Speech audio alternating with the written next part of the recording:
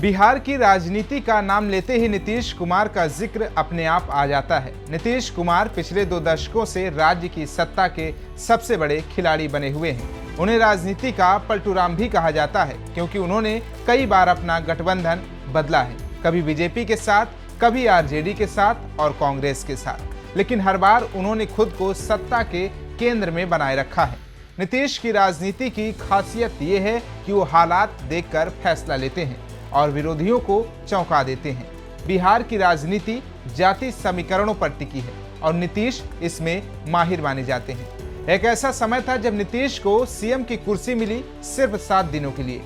कहते हैं सत्ता की गद्दी हाथ आई और पल भर में खिसक गई। आखिर ऐसा क्या हुआ कि नीतीश को मुख्यमंत्री की कुर्सी छोड़नी पड़ी, और इस पूरी सियासी चाल में लालू राबड़ी का खेल क्या था? आज बताते हैं आपको बिहार की राजनीति का सबसे बड़ा 7 दिन वाला राज। नमस्कार, आप देख रहे हैं स्टेट मिनट हिंदी। मैं आपके साथ हूं अवनीश शर्मा। बिहार में इसी साल विधानसभा चुनाव होने हैं, इसे लेकर सियासी गलियारों में हलचल और तेज हो गई है। बिहार में जहां एक ओर नीतीश कुमार के नेतृत्व में एनडीए गठबंधन है, तो दूसरी तरफ आरजेडी की अगुवाई में महागठबंधन के दल चुनावी मैदान में हैं। इस बार के भी चुनाव में नीतीश कुमार ही मुख्यमंत्री का चेहरा है, जिनके नाम सबसे ज्यादा 9 बार सीएम पद की शपथ लेने का रिकॉर्ड है। उन्होंने पहली बार साल 2000 में मुख्यमंत्री पद की शपथ ली थी, लेकिन सिर्फ 7 दिन बाद ही उन्हें इस पद से इस्तीफा देना पड़ा था। दरअसल ये वो दौर था जब नीतीश कुमार समता पार्टी में थे। नीतीश कुमार ने जॉर्ज के साथ मिलकर 1994 में समता पार्टी का गठन किया था। उन्होंने जनता दल से अलग होकर समता पार्टी का गठन किया था। उस वक्त बिहार में लालू प्रसाद यादव का जनता दल पर मजबूत नियंत्रण था और नीतीश कुमार उनकी कार्यशैली और सरकार से असहमत थे। समता पार्टी ने अपना पहला बड़ा चुनाव 1995 का बिहार विधानसभा चुनाव लड़ा था।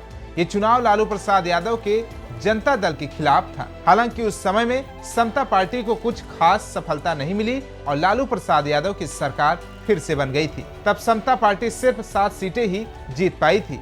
इसके बाद साल 2000 के बिहार विधानसभा चुनाव में समता पार्टी ने भारतीय जनता पार्टी के साथ मिलकर चुनाव लड़ा और 34 सीटें जीती थी। इस चुनाव में बीजेपी को 67 सीटें मिली थी, जबकि 21 सीटें जनता दल और जनता दल के उम्मीदवारों ने जीती थी, जो बाद में जनता दल में विलय हो गया।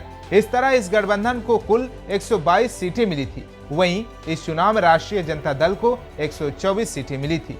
हालांकि 324 सीटों वाली विधानसभा में बहुमत का आंकड़ा 163 था और इस जादुई आंकड़े को ना तो एनडीए गठबंधन और ना ही आरजेडी छू पाई थी। उस दौरान केंद्र में अटल बिहारी वाजपेयी के नेतृत्व वाली एनडीए सरकार थी। बहुमत के आंकड़े के कशमकश के बीच एनडीए ने बिहार में सरकार बनाने का दांव चल दिया।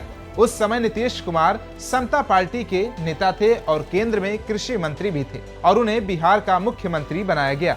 3 मार्च 2000 को नीतीश कुमार ने पहली बार बिहार के मुख्यमंत्री पद की शपथ ली, लेकिन उनका ये कार्यकाल बहुत ही छोटा रहा। उन्हें बहुमत साबित करने के लिए सदन में विश्वास मत हासिल करना था। हालांकि तादाद उनके हक में नहीं थे। एनडीए गठबंधन के पास बीजेपी, समता पार्टी और आजाद विधायकों को मिलाकर भी बहुमत से करीब 21 विधायक कम थे। दूसरी ओर लालू प्रसाद यादव की आरजेडी सबसे बड़ी पार्टी होने के नाते बहुमत साबित करने का दावा कर रही थी। जब नीतीश कुमार को ये एहसास हो गया कि वो सदन में बहुमत साबित नहीं कर पाएंगे, तो उन्होंने 10 मार्च 2000 को यानी सिर्फ 7 दिनों के बाद ही मुख्यमंत्री पद से इस्तीफा दे दिया था। नीतीश के इस्तीफे की वजह क्या थी, अब ये समझिए। नीतीश कुमार के इस्तीफे की असल वजह यही थी कि उनके पास सरकार चलाने के लिए जरूरी तादाद नहीं थी। सदन में विश्वास मत हासिल करने की सूरत न होने पर उन्होंने इस्तीफा दे दिया। इसके बाद आरजेडी ने राबड़ी देवी के नेतृत्व में सरकार बनाई, जो अगले 5 साल तक चली। लालू यादव नहीं, राबड़ी देवी बनी सीएम। 2000 के बिहार चुनाव में लालू प्रसाद यादव के मुख्यमंत्री नहीं बनने के पीछे की वजह चारा घोटाला था। कानूनी शिकंजों में फंसने और गिरफ्तारी की संभावना को देखते हुए लालू यादव ने जुलाई 1997 में मुख्यमंत्री पद से इस्तीफा दे दिया था। उन्होंने अपनी पत्नी राबड़ी देवी, जो एक गृहिणी थी, उन्हें मुख्यमंत्री बनाया। 1997 के बाद से राबड़ी देवी ही मुख्यमंत्री थी। जब 2000 में चुनाव हुए तो चारा घोटाले के मामले में लालू यादव का नाम अभी भी चल रहा था और उन पर मुकदमा चल रहा था। तो कैसा लगा हमारे वीडियो, कमेंट बॉक्स में फीडबैक जरूर दीजिए। बाकी तमाम देश और दुनिया की खबरों को देखने के लिए देखते रहिए स्टेट मिरर हिंदी।